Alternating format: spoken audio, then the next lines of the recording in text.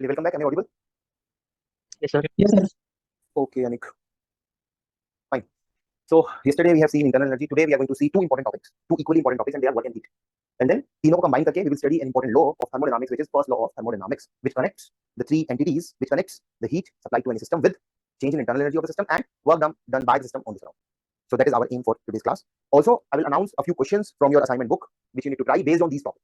I do believe that many of you might have given at least a trial to those 17 questions. किए आप लोगों ने हाँ या ना questions try किए? Yes, sir. Yes, sir. Yes, sir. Quickly tell me your response. Just unmute and say the number जितने आप successfully बना पाए. It may be 1, it may be 2, it may be 3. Kindly quote those numbers to me one by one. 16. Okay. 8. 8 question. Sorry? 8. 8. Okay. 16 and 8. 10. 10. 16, 8 and 10. Okay. That's it. 15. 15. Okay. 10. 10. So 12. 12 for two students. Okay, Sapna. Okay, very good. 12. Okay. Great. 11. 11 Anik. Okay. 3 3 6 3 no बच्चों ने तो try किया है at least. बताओ यार. It may be 1 also. It may be 1 also. Trust me. अगर आप questions try नहीं करोगे, मैं तो क्या भगवान भी तुमको थर्मोडायनामिक्स से सिखा पाएगा. You won't be able to learn. Trust me. मतलब I won't lie. ठीक है, ऐसा नहीं है कि सिर्फ बूस्ट करने के लिए हाँ सीख रहे हो, ऐसा कुछ भी नहीं है. 17 क्वेश्चंस अगर कल तुम लोग टाइम नहीं दे पाए, trust me, you won't be able to learn thermodynamics. My suggestion is either be punctual in my classes. If I say कि 10 क्वेश्चन तो करने तो है ही भाई, otherwise stop attending the classes. Trust me student. चलो ठीक है, fair enough. So today let us start with work. Work क्या होता है? बचपन में पढ़ा था कि किसी एक बड़े से ब्लॉक को अगर अपने को हिलाना है एक जगह से दूसरी जगह, तो कितना फोर्स लगाया मल्टीप्लाई में, उसके रिस्पांस में कितना उसमें डिस्प्लेसमेंट आया. फोर्स इनटू में डिस्प्लेसमेंट, F इनटू में dx is defined as work. Thermodynamics में फोर्स का रोल प्रेशर निभाता है. प्रेशर के साथ अगर हम छेड़छाड़ करेंगे, इफ वी इंक्रीज और decrease the pressure on the walls, उसके रिस्पांस में सिस्टम के कौन से थर्मोडायनामिक पैरामीटर में अपने को एक डिस्प्लेसमेंट, एक चेंज देखने को मिलेगा. सोचो, सपोज एक बॉक्स है, बॉक्स के अंदर कोई गैसियस सिस्टम फील्ड है, बाहर से लगने वाले प्रेशर को आप इंक्रीज या डिक्रीज कर रहे हो, तो उसके रिस्पांस में सिस्टम अपना कौन सा थर्मोडायनामिक पैरामीटर चेंज करेगा? वॉल्यूम. सो फोर्स का रोल प्रेशर निभा रहा है, डिस्प्लेसमेंट का रोल वॉल्यूम निभा रहा है, and that is why work in thermodynamics it is defined as follows. If volume of the system changes by a small amount, let's say dV, then infinitesimal amount of work done during that process, during that infinitesimal change, it is given by this mathematical equation dw equal to p dv. dw equal to p dv. अब इस equation में आपको कुछ अलग दिखाई पड़ रहा होगा. सर आपने डी नहीं लिखा, आपने क्रोनेकर डेल्टा यूज किया. अभी कम टू दैट पॉइंट. अभी मैं इसको स्पेसिफिकली ऐसा लिख करके क्रॉस कर देता हूं कि ये लिखना गलत बात. This is wrong notation and this is correct notation. ऐसा क्यों है? Quickly come to that point. So dw equal to p dv. एक बार डायमेंशन चेक कर लेते हैं. प्रेशर की dimension, although pv equal to RT से आपको पता है, p और v का मल्टीप्लिकेशन इज यहां भी देख लो. p is force per unit area, newton per metre square. dv is metre cube. Newton per metre square into metre cube gives newton metre. Newton metre is. तो pressure का रोल, ये pressure force का रोल निभा रहा है, और इस फोर्स में कुछ परटर्बेशन होगा, इस फोर्स में कुछ छेड़छाड़ होगा, तो उसके रिस्पांस में सिस्टम अपना ये थर्मोडायनामिक पैरामीटर चेंज करेगा. इन दोनों के मल्टीपल को हम बोलते हैं work. So dw equal to p into में p. ओके, तो ये तो बहुत फाइन इनफाइनाइटेसिमल चेंज की बात थी. Suppose if your system undergoes some finite change. अगर सिस्टम पहले किसी p1 v1 में था, सिस्टम किसी फलाना प्रोसेस से होकर के गुजरा, सिस्टम किसी पाथ से होकर के गुजरा, और फाइनली किसी पॉइंट 2, किसी थर्मोडायनामिक स्टेट 2, किसी इक्विलिब्रियम स्टेट 2 या F, initial and final, I and F भी यूज कर सकते हैं, एंड 1 एंड 2 भी यूज कर सकते हैं, उसमें जाकर के सेटल हो गया. तो इस फाइनाइट प्रोसेस के दौरान सिस्टम ने सराउंडिंग पे कितना काम किया? That is the question of concern. So let's see. Let us understand that using a diagram. एक PV इंटीग्रेटेड डायग्राम बना रहा हूं. सिस्टम मान लेते हैं कि पहले पॉइंट 1 पे था, 1 इक्विलिब्रियम पॉइंट पे था, 1 थर्मोडायनामिक इक्विलिब्रियम पॉइंट पे सिस्टम था, और सिस्टम इसी 1 थर्मोडायनामिक इक्विलिब्रियम पॉइंट पे रहना पसंद करता until or unless इसके साथ हम कुछ प्रोसेस कैरी आउट करें. इसको हीट करें, एक्सपैंड करें, आइसोथर्मली एक्सपैंड करें, आइसोबारिकली एक्सपैंड करें, आइसोकोरिकली हीट करें, आइसोकोरिकली कूल करें, एडियाबैटिकली एक्सपैंड करें, एडियाबैटिकली कूल करें. So there are so many processes which can be carried out with such a system which was initially lying in thermodynamic equilibrium. Let me draw some arbitrary system. Let me draw some arbitrary process. Let me call this process to be process A. And finally system जाकर के किसी point 2 पे जाकर के settle हो गया. Point 2 again it is a thermodynamic equilibrium point. Now the question is कि 1 से 2 जाने में सिस्टम ने सराउंडिंग पे कितना काम किया, ये निकालना है अपने को. So if this is the infinitesimal change, finite change निकालने के लिए क्या करेंगे? Work will be dw का इंटीग्रल इनिशियल से final through process A. We are evaluating this line integral on which line? किस लाइन पे निकाल रहे हैं हम ये लाइन इंटीग्रल? किस पाथ पे हम इंटीग्रेट कर रहे हैं? Obviously on the given path. Obviously on the given process. Right? So which will be equal to p dv line integral 1 से 2. क्या लगता है आप लोगों को वर्क? क्या ये एक पाथ वेरिएबल होगा या ये सिर्फ इनिशियल और फाइनल स्टेट पे डिपेंड करेगा? इस डेफिनेशन से देख के आप बता सकते हैं क्या ये पाथ पे डिपेंड करेगी इसकी वैल्यू, यस और नो? क्या इस इंटीग्रल की वैल्यू पाथ पे डिपेंड करेगी? ऑब्वियसली सर, आप किस लाइन पे इंटीग्रेट कर रहे हो, किस कर्व पे इंटीग्रेट कर रहे हो, जैसे ही आप कर्व बदलोगे ये लाइन इंटीग्रल की वैल्यू बदल जाएगी. And hence we can safely conclude that work is path variable. Work is a path variable, path parameter. That is, इसका मतलब क्या है? Its value depends on both initial and final states, thermodynamic states, and thermodynamic path, जिसके through system को ले जाया गया है from initial to final position.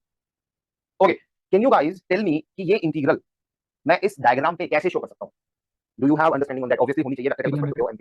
ठीक है, क्या कैसे शो कर सकते हैं इस लाइन इंटीग्रल को हम इस डायग्राम पे?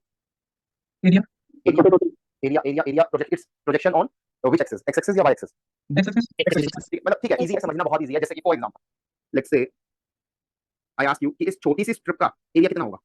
हालांकि ये छोटी नहीं है, फाइनाइट इसकी विड्थ है, वो तो आपको दिखाने के लिए बना दी, बट मान लीजिए बहुत इनफाइनाइटेसिमल स्ट्रिप है ये, and let's say this is dv in length, dv, and let's say that this pressure is equal to P1, pressure at point 1. So what will be the area of this infinitesimal P1 dv. times dv, P1 times dv, fair enough, ठीक है.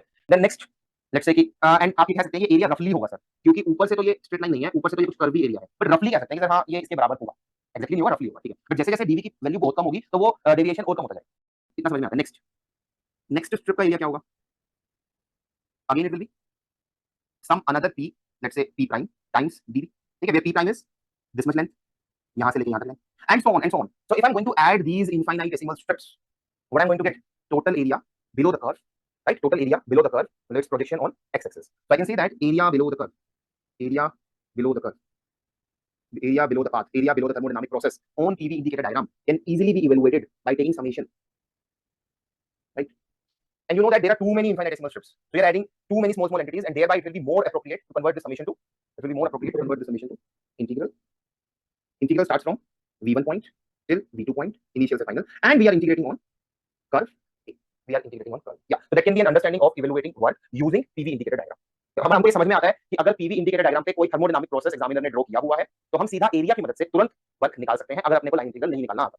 Otherwise, line integral से भी हम work निकाल सकते हैं. So work is defined as integral PdV from initial to final position, and we are evaluating this line integral on the thermodynamic process, and it is a path variable. It's a path variable. इसका मतलब ये है कि if system adopts some three different paths for traversing between the two same initial and final state, then work done by the system on the surrounding during these three different paths will it be the same?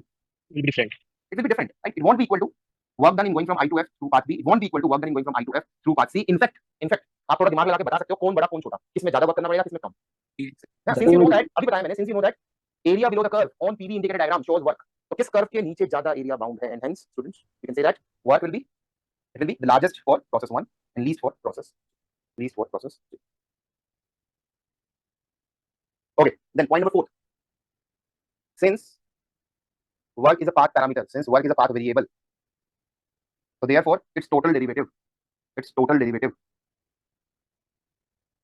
will be an inexact differential, and thereby students, in order to distinguish between exact differential and inexact differential, we use two different notations. dw, it is incorrect notation. ये correct notation तभी होती है जब ये exact differential रहेगा. Since this is inexact differential, so therefore dw is incorrect notation and Kronecker delta w is the correct notation. ये सिर्फ reader को ये बताने का एक तरीका है कि ये एक पाथ पैरामीटर है, इसीलिए इसका टोटल डेरिवेटिव एक्जेक्ट डिफरेंशियल ना होकर के इनएग्जैक्ट डिफरेंशियल है, इसीलिए हम लोग किताबों में इसको क्रोनेकर डेल्टा से डिनोट करते हैं, राइट. तो कुछ ऐसा कुछ बिग नहीं है. हाउएवर किसी किसी इंडियन ऑथर ने इसकी परवाह ना करके काफी किताबों में डीडब्ल्यू नोटेशन भी फॉलो किया हुआ है. ये सब बहुत बेसिक है. अब हम बात करते हैं, इंपॉर्टेंट बातें करते हैं जहां स्टूडेंट्स कंफ्यूज हो. नोट करो, and then point number 5 is very important. Sir यहाँ पर प्रेशर भी चेंज हो रहा है तो dw equal to integration dp dv लिख सकते हैं.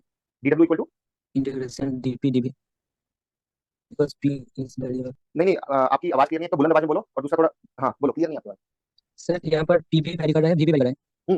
तो सर वर्क को हम लोग इंटीग्रेशन ऑफ dp dv लिख सकते हैं. नहीं लिख सकते, डीपी डीवी या वीडीपी नहीं लिख सकते. वर्क कैसे डिफाइन करते हैं, एनर्जी कैसे डिफाइन करते हो? फोर्स के रिस्पांस में कितना डिस्प्लेसमेंट आया, तो सिमिलरली प्रेशर के रिस्पांस में कितना वॉल्यूम में चेंज आया. This is how we define it. हम वर्क को v इनटू में dp नहीं बोल सकते, ना ही हम इसको dp इनटू dv बोल सकते. No, right. Pressure is do varying, मतलब बिल्कुल वेरी कर रहा है, प्रेशर वेरी कर रहा है, बट उसका वेरिएशन अपने को, we have taken care of that variation in this integral, in this curve. इसकी इक्वेशन में हमने उसका टेक केयर कर लिया है. जो भी इक्वेशन होगी, जैसे भी आप इस y को लिख पाओगे इन टर्म्स ऑफ x, वो यहाँ पे आ जाएगा. तो write y in terms of x, express p in terms of volume, and then integrate and get your answer. ठीक है, इसको नोट करो. I have an important call, I will be back in a minute.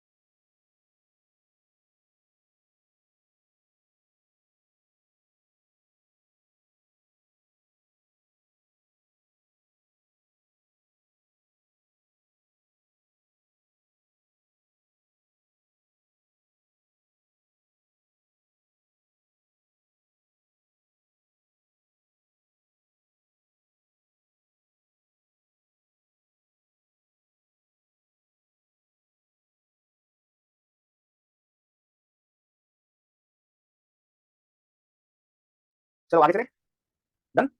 Yes, sir. Yes, sir. Yes, sir.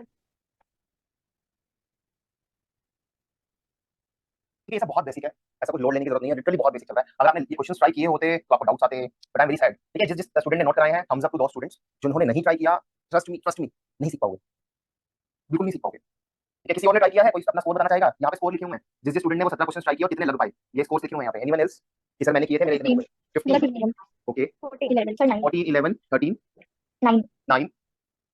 ठीक है, आई need to no. ठीक है, then only there will be a resonance between you and me कि ये batch कितना responsive है, इसको कितना टाइम दिया जाना चाहिए। 2 घंटे की क्लास है तो क्या आधा घंटा 1 घंटा इनके साथ डाउट सेशन लेना भी चाहिए या नहीं, उसके बाद भी इतना एक्स्ट्रा टाइम ये डिजर्व करते हैं या नहीं, क्या ये हमको रैंक लाके देंगे या नहीं। तो बहुत सारी चीजें, या मैं स्लो पढ़ाऊं या तेज पढ़ाऊं, स्पीड अप करूं, कहां ज्यादा टाइम दूं क्वेश्चंस में, डाउट सेशंस में। So I need to know the numbers कि एक्चुअली में कितने स्टूडेंट्स ट्राई कर रहे हैं, कितना रिस्पॉन्स आ रहा है। चलो ठीक है, कर लेना, आज भी कर लेना जो नहीं कर पाए, साथ में कुछ क्वेश्चंस मैं अनाउंस करूंगा। अभी देखो इंपॉर्टेंट बातें करते हैं।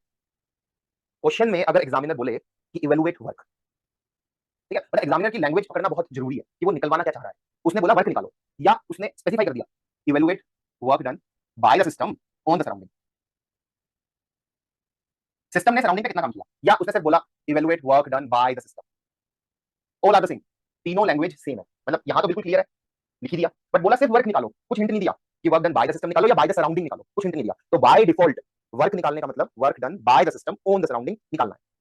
फॉर्मूला क्या यूज करेंगे, आंख बंद करके यही फॉर्मूला यूज करना है, इनिशियल से फाइनल इंटीग्रल पीडीवी। आंसर अपने आप करेक्ट साइन के साथ आ जाएगा। अगर लेट्स से सिस्टम एक्सपैंड कर रहा है, मैं यहाँ डायग्राम के थ्रू समझाता हूं। लेट्स से सिस्टम एक्सपैंड कर रहा है, एक सिलेंडर पिस्टन असेंबली बना लेते हैं। लेट्स से कि इनिशियली वॉल्यूम वी आई था, अंदर कोई गैसियस सिस्टम मैंने फिल कर रखा था। इन गैस के मॉलिक्यूल्स ने पिस्टन को पुश किया, तब तक पुश किया जब तक वॉल्यूम वी आई से भर के वी एफ ना हो गया। ठीक है, सो दिस इज एक्सपेंशन या कंप्रेशन? आंसर नहीं, एक्सपेंशन है कंप्रेशन है? Expansion. एक्सपेंशन है। तो कैसे जज किया भाई? सिंपल है सर, इसमें क्या आप इतना पूछ रहे हो? Initial volume is lesser than final volume, this is expansion. System is expanding, system expand कर रहा है। दिख भी रहा है आपको कौन किस पे काम कर रहा है, मतलब बाहर की सराउंडिंग इस सिस्टम पे काम कर रही है या मेरा सिस्टम बाहर की सराउंडिंग को पुश कर रहा है, कौन किस पे काम कर रहा है यहाँ पे? सिस्टम सराउंडिंग पे काम कर रहा है। सही है, मतलब what appears to us, question is कि हमें दिख क्या रहा है यहाँ पे, व्हाट अपीयर्स टू अस। हमें साफ-साफ दिख रहा है, साफ-साफ हमें दिख रहा है कि अ पॉजिटिव अमाउंट, ध्यान से समझना, a positive amount of work is done by whom on whom, किसने किस पे किया, bye the system on surrounding. साफ-साफ दिख रहा है अपने को, ये साफ-साफ अपने को अपीयर हो रहा है। इसका मतलब जब मैं इस फॉर्मूले को यूज करूंगा, अपने आप आंसर क्या आ जाना चाहिए, कोई एक पॉजिटिव नंबर आ जाना चाहिए फॉर दिस सिचुएशन नंबर 1। अपने आप आंसर आ जाना चाहिए positive for case number 1। However अगर केस ऐसा कुछ दिखाई पड़ता, केस 2, लेट्स से कि initially your piston was at this height and initially volume was this V I, and बाहर से सराउंडिंग, या आप भी सराउंडिंग का रोल निभा सकते हो इस सिस्टम के लिए, इस पिस्टन को पुश करते और तब तक पुश करते जब तक वॉल्यूम वी आई से घट के वी एफ ना हो जाता। This is for sure which process, expansion या कंप्रेशन? कंप्रेशन है। ठीक है, कंप्रेशन है, तो साफ-साफ दिख रहा है initial volume is greater than final volume. What appears to us, क्या दिख रहा है आपको यहाँ पे, कौन किस पे काम कर रहा है? Surrounding is positive amount of work is done by surrounding on the system. ठीक है, और केस 2 में अगर आपसे पूछे कि फिर सिस्टम ने सराउंडिंग पे कितना काम किया, सिस्टम ने सराउंडिंग पे कितना काम किया, तो what should be your answer? एक आंसर तो ये हो सकता है सर सिस्टम ने सराउंडिंग पे कोई ना किया, बट फिर भी मैं कहूंगा आंसर तो बताओ, कुछ तो आंसर हो। तो आप कहोगे सर एक्चुअली ना सिस्टम पे काम हुआ है, तो सिस्टम पे काम हुआ है, इसको मैथमेटिकल नंबर से दर्शाने का एक जरिया है कि जितना ही पॉजिटिव काम सराउंडिंग ने सिस्टम पे किया, उतना ही नेगेटिव काम सिस्टम ने सराउंडिंग पे। तो केस 2 अगर आपसे कोई निकालने को बोले कि evaluate work done by system on surrounding, तो आंसर आप क्या एक्सपेक्ट करते हो? 4 ऑप्शंस गिवन है, 2 में पॉजिटिव नंबर्स लिखे हुए हैं, 2 में नेगेटिव। क्या एक्सपेक्ट करते हो आप answer? We expect that answer should be negative. हमें पता है कि करेक्ट आंसर नेगेटिव होना चाहिए। किसके लिए? For work done by the system on the surrounding in case 2 answer should be negative. But फिर भी इसको निकालने के लिए फॉर्मूला हम क्या यूज करने वाले हैं? There won't be any negative sign. यहां स्टूडेंट्स मिस्टेक करते हैं, यार आंसर नेगेटिव आना चाहिए, हमें समझ में आता है, हम यहां नेगेटिव लगा के चलेंगे ना, ठीक है ना। फॉर्मूला क्या यूज करना है, गार्ड मान लो आज से, अगर एग्जामिनर ने बोला वर्क निकालो या बोला work done by the system on the surrounding निकालो, इररिस्पेक्टिव ऑफ द फैक्ट कि एक्सपेंशन है, कंप्रेशन है, क्या है, अपने को कुछ फर्क नहीं पड़ता, हम लोग फॉर्मूला क्या यूज करेंगे?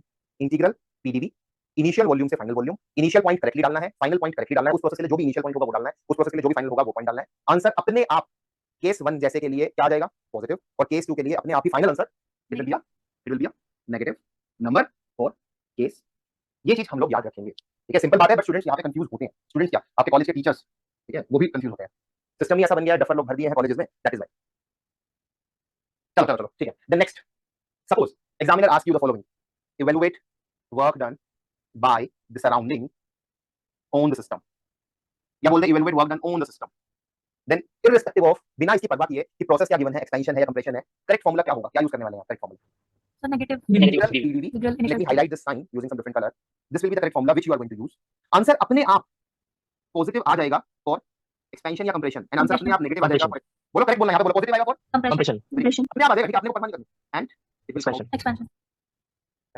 ये तो हो गया जब हम फार्मूला यूज कर रहे हैं इंटीग्रल पीडीवी फार्मूला यूज कर रहे हैं work done by the system या work done on the system निकालने के लिए एक और मेथड है वर्क निकालने का एंड दैट इज वर्क तुरंत निकल जाता है तुरंत अगर हम क्या निकाल लें अभी बताया था पीवी डायग्राम पे डायग्राम अपने को अगर बनाया हुआ है अगर हम तुरंत क्या निकाल लें area Area below under the curve निकाल लें एरिया अंडर द कर्व निकाल लें तो उससे वर्क तुरंत निकल जाता है बट यार area area area is always magnitude Positive. Magnitude right तो अगर आप वो मेथड यूज करते हो इजी वाला मेथड शॉर्टकट मेथड हम लाइन इंटीग्रल से बचते हैं हम तो बस एरिया से निकाल लेंगे फटाफट वर्क तो हमेशा एक मैग्नीट्यूड मिलेगा आपको तो आपको खुद नेगेटिव पॉजिटिव सोच के लगाना होगा are you getting me yes और नो समझ में आया चलो एक एग्जांपल लेते हैं एक एग्जांपल लेते हैं नोट करो इसको फटाफट let me make it more clear to you फिर कुछ क्वेश्चंस भी ट्राई करेंगे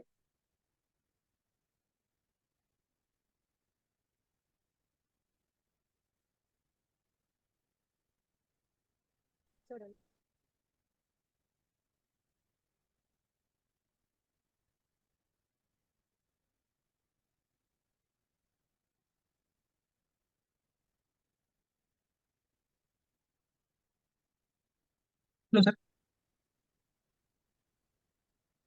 जस्ट अ सेकंड हां बोलो सर मैं पूछ रहा था मतलब हम लोग तो फिफ्थ नंबर में जो फॉर्मूला लिखा है उसी में से हम लोग को पता चल जा रहा है कौन सा में एक्सपेंशन हो रहा है कौन सा में कंप्रेशन हो रहा है हम लोग सिक्स्थ में एक नेगेटिव लगा के फिर किस लिखे एग्जामिनर ने क्या पूछा है work done by the system by the system on the surrounding of the system that is why the formula is minus ठीक है बाकी लोग मत सुनना सिर्फ आप सुन लो ठीक है बाकी लोग ये जो मैं बोलने जा रहा हूं उसको मत सुनना ठीक है बेटा ये नेगेटिव साइन इसलिए लगाया क्योंकि इनिशियल और फाइनल वॉल्यूम किसके हैं ये पैरामीटर्स सिस्टम के हैं सराउंडिंग के सिस्टम के सिस्टम निकाल क्या रहे हो work done by the system by the system on the that is why we are taking care of नहीं समझना बाकी लोगों को नहीं समझना सब लोग बस एक गार्ड मान लो work done by the system बोला है फार्मूला ये work done on the system बोला है फार्मूला ये दूसरा मेथड भी है वर्क निकालने का and that is area below the curve उसमें अपने को दिमाग लगाना पड़ेगा ठीक है चलो देखो what I mean to say is as follows suppose ऐसा कुछ गिवन है पीवी इंडिकेटर डायग्राम पे system starts its journey from initial point system underwent some process क्या लगता है ये प्रोसेस क्या है एक्सपेंशन या कंप्रेशन Compression. ठीक है and finally got settled into this point right let me name the system also system का नामकरण कर देता हूं सिस्टम की नॉलेज एग्जामिनर ने दी हुई है लेक्चर क्वेश्चन में एंड इट इज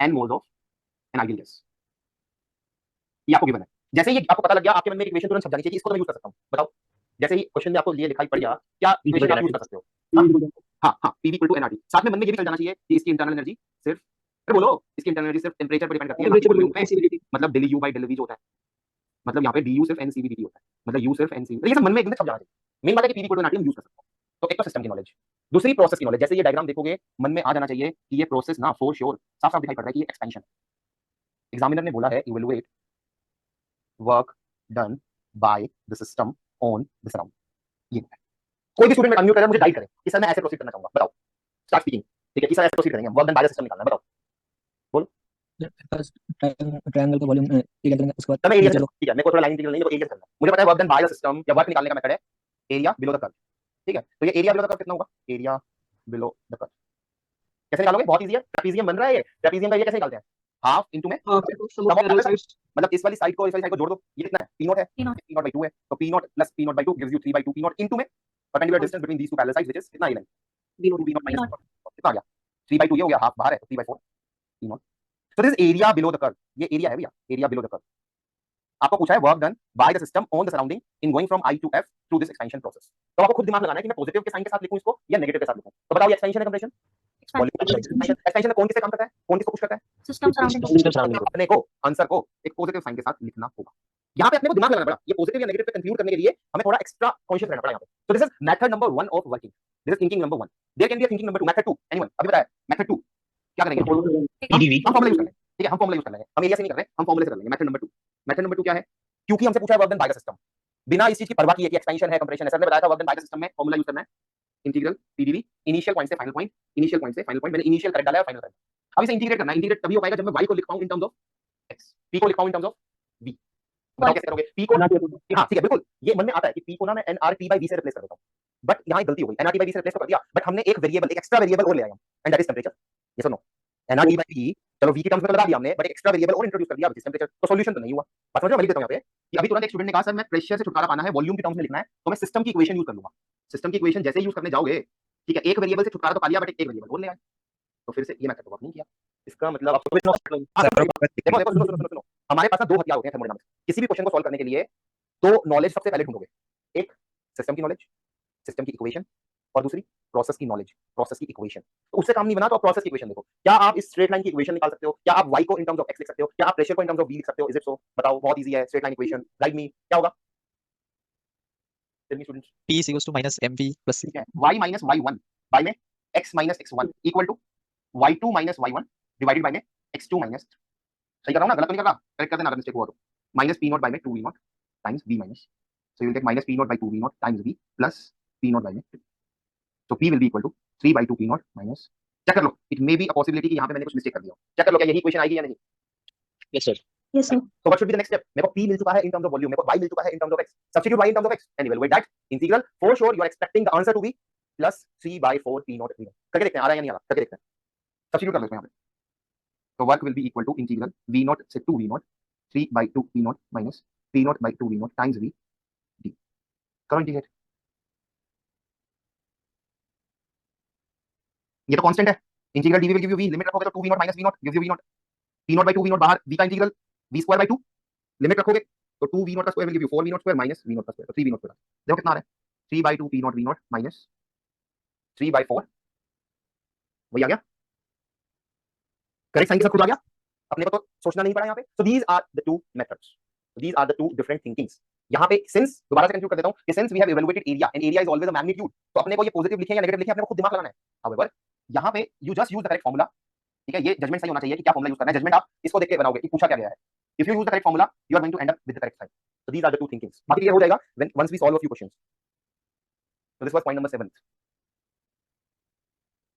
सर, तो टाइम कंज्यूमिंग ज्यादा है। Sorry Purushottam, sir, time consuming ज्यादा है ना। सी मेथड 1 से जाना है, मेथड 2 से जाना है। मेथड 1 कम टाइम कंज्यूमिंग है या मेथड 2 कम टाइम कंज्यूमिंग है, दिस विल वेरी, क्वेश्चन पे डिपेंड करेगा। कहीं कहीं देखोगे कि इससे तुरंत हो जा रहा है, कहीं कहीं देखोगे इसमें तो बहुत टाइम लग रहा है यार, उससे तुरंत हो जा रहा है। So this all is practice. क्या उस मोमेंट पे जज करना पड़ेगा आपको कि मेथड 1 से चलो या मेथड 2 से, ताकि टाइम बचे, ये प्रैक्टिस से आएगा। Gradually you will understand. फिलहाल देख के लगता है यार हां method 2 is more time consuming, ठीक है, but this is not universally true for all the questions. ये अभी समझ में आएगा आपको आगे। Process extension कैसे होता सॉरी प्रिया, क्या बोला? है? Process extension कैसे होता है? मैं नहीं समझ पा रहा यार।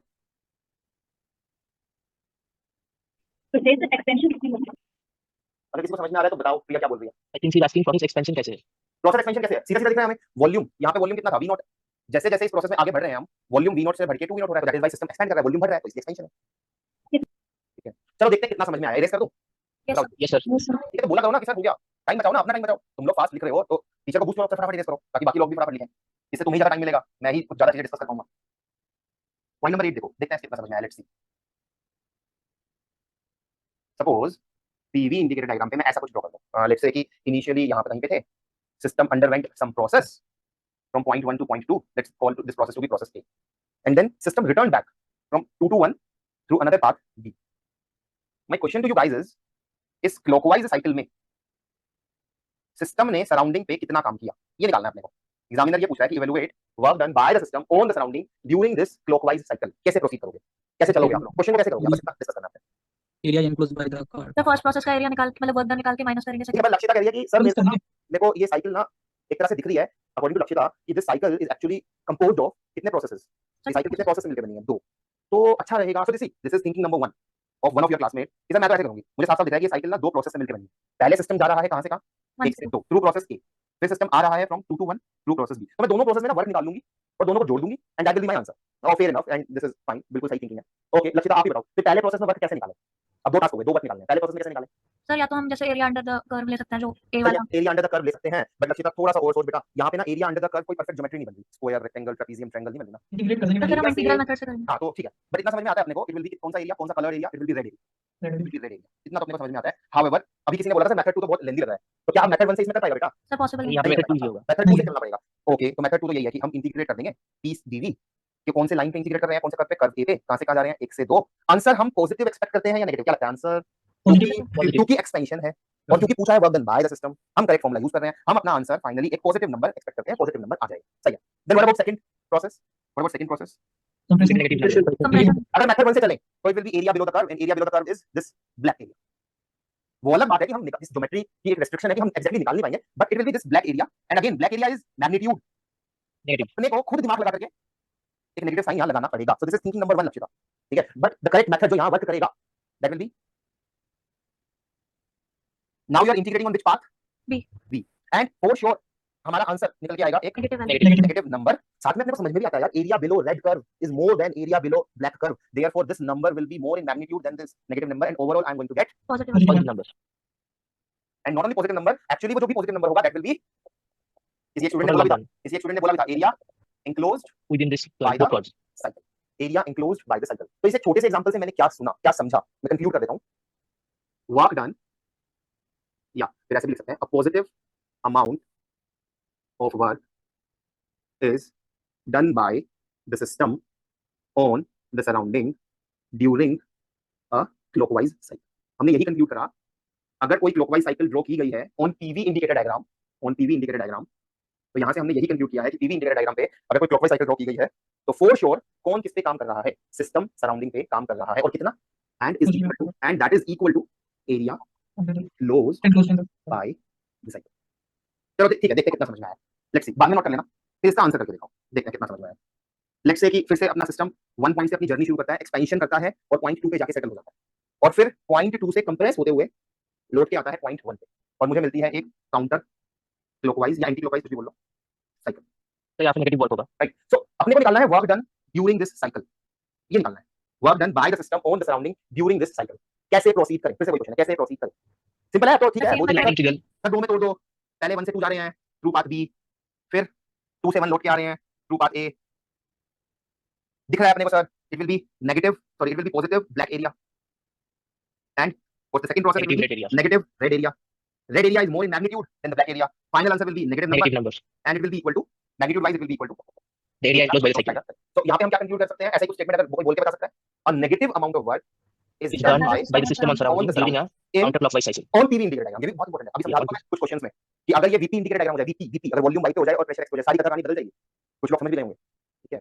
So a negative amount of work is done by system on the surrounding in anti clockwise cycle on PV indicator diagram, ठीक है। ऐसी मशीन जो आपको वर्क करके दे, वर्क मतलब एनर्जी, मतलब पावर, ऐसी मशीन जो पावर जनरेट करे उसको हम लोग इंजन बोलते हैं, सही है। ऐसी मशीन जो ह्यूमन बींग्स ने बनाई है, हमने बनाई है ताकि वो हमें पावर जनरेट करके दे, उसको हम इंजन बोलते हैं। ऐसी मशीन जो बिजली कंज्यूम करे, जो बिजली खाए, जो वर्क कंज्यूम करे, जो सराउंडिंग से वर्क ले, उसको हम लोग, राइट। सो ये ऑलवेज, इसको हम और डिटेल में देखेंगे नेक्स्ट चैप्टर में, ये तो जस्ट इंट्रोड्यूस कर दिया मैंने तो आपको कनेक्ट करने के लिए। An engine is always represented by a clockwise cyclic process on PV indicator diagram. However, a refrigerator is represented by an anti-clockwise cycle on PV indicator. Because refrigerator is such a system, refrigerator is such a machine जिस पे काम किया जाता है, जो बिजली consume करती है, जो वर्क कंज्यूम करती है, सराउंडिंग से वर्क कंज्यूम करती है। However, engine is such a machine जो वर्क डिलीवर करती है, जो कुछ पॉजिटिव वर्क करके देती है, जो कुछ बिजली जनरेट करती है। कुछ समझ में आ रहा है थोड़ा बहुत, ये सुनो, Yes, sir. Yes, sir. Note करो, सबसे जल्दी नोट करो, कुछ क्वेश्चन करके देखते हैं, एक रियलिटी चेक मिलेगा अभी, फटाफट नोट करो।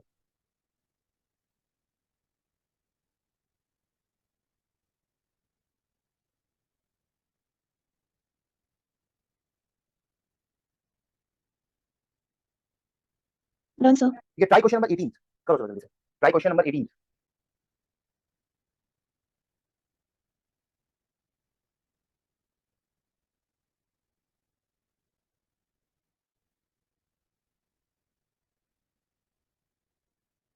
आप अपनी परफॉर्मेंस क्लास में जज कर सकते हो। ये जो 63 स्टूडेंट बैठे हैं, ट्रस्ट मी, ये मतलब काफी अच्छे दावेदार हैं एक अच्छी रैंक पे। रीजन है the team who is teaching you, वो अपनी अपनी फील्ड के काफी एक्सपीरियंस लोग, अपनी अपनी फील्ड के, अपनी अपनी, ठीक है। तो दैट इज व्हाई आप जज कर सकते हो कि आप सही जा रहे हो या गलत, क्लास में अपना रिस्पॉन्स देखिए कि बाकियों से मैं जल्दी क्वेश्चन कर पा रहा हूँ या कर पा रही हूँ, हाँ या ना, ठीक है। तो करो फटाफट, क्वेश्चन से 18 फटाफट, एनीवन, हाँ बोलो। सर मैं फर्स्ट लेक्चर में था नहीं, तो आप कौन सी बुक को रेफर कर रहे हो? There is no book which you need to follow, you need to just follow my notes, that's it. Quickly go through the lecture which you have missed. Okay sir, option B आ रहा है sir.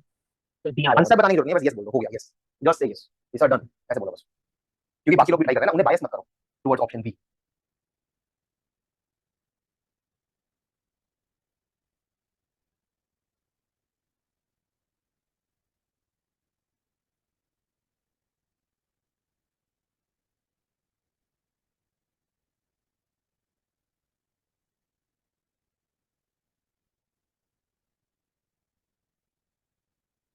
करो करो, अभी दो ही students का हुआ है। Anyone else? Yes, sir. तीन Yes, sir. बच्चों, चार चार yes sir, 5 6 Done, sir. 7 Done, sir. 8 Done, sir. 10, Saurabh का भी हो गया 10 Done, sir. 11। मतलब ये सोचो, सुनो मेरी बात सब लोग, अभी सर ने टॉपिक कराया अभी जस्ट, और उसी के ऊपर एक क्वेश्चन दे दिया। अगर अभी कुछ नहीं उखाड़ पा रहे एग्जाम में क्या कर लोगे, क्या कर लोगे? जब इतना प्रेशर होगा कि 2-3 मिनट में क्वेश्चन करना है, पहले तो ईएमटी है, क्लासिकल किसका क्वेश्चन है ये नहीं पता, फिर किस मॉड्यूल का है पता लग गया, किस चैप्टर का है ये नहीं पता, उस चैप्टर का पता लग गया, फिर कौन से टॉपिक से है, फटाफट करो। देखो चलो लेट मी हेल्प कि मतलब एक मेथड है, पता है सबसे अच्छी बात है मेरे थर्मोडायनामिक्स की, सबसे अच्छी बात है कोई भी question, if I am not wrong, तो ये पहला ही क्वेश्चन है जो आप थर्मोडायनामिक्स में ट्राई कर रहे हो ड्यूरिंग लाइव सेशन, ठीक है? बाकी काफी लोग तो ट्राई करके आ चुके हैं, कल ये 17 क्वेश्चंस। कोई भी क्वेश्चन थर्मल फिजिक्स का, स्टैटिस्टिकल मैकेनिक्स का, काइनेटिक थ्योरी ऑफ गैसेस का आप ट्राई करोगे, सबसे पहला स्टेप, स्टेप नंबर 1, क्वेश्चन से ढूंढ के निकालो कि एग्जामिनर किस सिस्टम की बात कर रहा है, एग्जामिनर किस सिस्टम की बात कर रहा है इस क्वेश्चन में। क्या एग्जामिनर आइडियल गैस की बात कर रहा है, क्या वैंडरवाल गैस की बात कर रहा है, क्या एग्जामिनर वाटर की बात कर रहा है, या मतलब आयरन, टिन, किसकी बात कर रहा है, किसका जिक्र किया है एग्जामिनर ने? चलो पढ़ते हैं, ठीक है? क्वेश्चन पढ़ता हूं। Pressure P, volume V, temperature T for a certain material are related by the following equation: PV equal to AT cube, where A is some constant, it is some constant, ये नहीं लिखा कि dimensionless constant, it is some constant, it may have some dimension. The expression for work done by the material if its temperature changes from T1 to T2 at constant pressure is कितना? बेटा question समझना बहुत जरूरी है, करना तो बात की बात है। इस क्वेश्चन से पढ़ के सबसे पहले ये पता लगाना है, एंड ट्रस्ट मी, ठीक है? ट्रस्ट योर मेंटोर, जैसा करा रहा हूं बिल्कुल वैसे ही चलो आग बंद करके, थर्मल फिजिक्स सीख जाओगे। विश्वास नहीं होता सीनियर से पूछ लो, सीनियर से नहीं पूछना तो बस 30 दिन जो कह रहा हूं वो करके देख लो। अगले 17 क्वेश्चन नहीं ट्राई करके आए, मैं नहीं सिखा सकता, भगवान भी नहीं सिखा सकता। जो आज होमवर्क दूंगा वो नहीं ट्राई करके आओगे, कोई नहीं सिखा सकता, ठीक है? मेरी गलती तब है जब अगले दिन आकर के तुम मुझसे 17 के 17 क्वेश्चन पूछ लो और मैं एक भी ना सोल्व कराऊं, ठीक है? बट इफ अब घर जाके ट्रायल नहीं दोगे, थर्मल फिजिक्स नहीं आएगी, चाहे मैं कितना ही जोर लगा लो, कितना ही कोशिश करो, यू वोंट लर्न थर्मल, ठीक है? Step number 1, identify the system correctly. बताओ किसकी बात कर रहा है, आइडियल गैस की बात कर रहा है एग्जामिनर? No sir. ईमानदारी से बताओ किस किसने इस क्वेश्चन को सॉल्व करते हुए PV = NRT लिखा कहीं पे? जस्ट से यस, अनम्यूट करके कमिट तो करना पड़ेगा, ठीक है? क्योंकि छुपाना नहीं है कोई भी टीचर से। PV = NRT लिखा हमने, सोचना था कि PV = NRT को यूज कर लेंगे। हां शाबाश हुसैन, बताओ PV = NRT किस किसने यूज करना चाहा इसमें? हमारा हक नहीं है कि हम थर्मल फिजिक्स में कहीं भी PV = NRT यूज करें। नो नो नो, सिस्टम क्या गिवन है यहाँ पे? ना ही आइडियल गैस, ना ही वैन डेर वाल गैस, ना ही कोई गैसियस सिस्टम, सीधा सीधा बोल रखा है एग्जामिनर ने सर्टेन मटेरियल।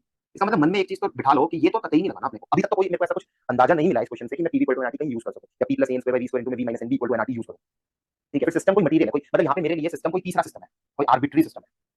और मैंने कहा था अगर सिस्टम आर्बिट्री होगा तो एग्जामिनर आपको एक नॉलेज देने की कोशिश करेगा, एंड दैट नॉलेज इज, बताओ, Equation of Equation of state. state. equation of state of that system.